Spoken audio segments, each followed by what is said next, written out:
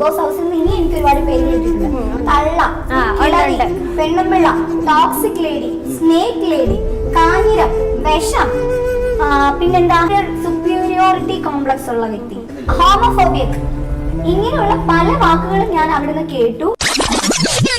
ചിലർക്കൊക്കെ അങ്ങനെ പറ്റുള്ളടാ, അത് ജന്മനാനുള്ള തകരാറാടാ. മാനുഫാക്ചറിംഗ് ഡിഫക്റ്റ് എന്ന് പറയൂടാ.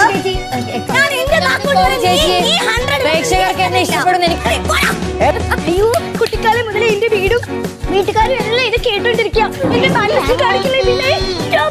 എന്റെ ഉമ്മയും ബാപ്പയ്ക്ക് ഒരുപാട് സഹിച്ചിട്ടുണ്ട്. എന്നെ കളിയാക്കില്ലേ വിനയ്?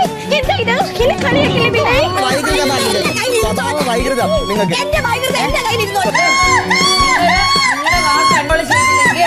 നിങ്ങളുടെ അകത്തുള്ള ടോക്സിസിറ്റികൾ ഇതുപോലെ പുറത്തോട്ട് തുപ്പിക്കൊണ്ടിരിക്കും. ഈ ചാള സ്വഭാവം തന്നെ നിങ്ങളുടെ അത്രേ ഉള്ളൂ. നിങ്ങള്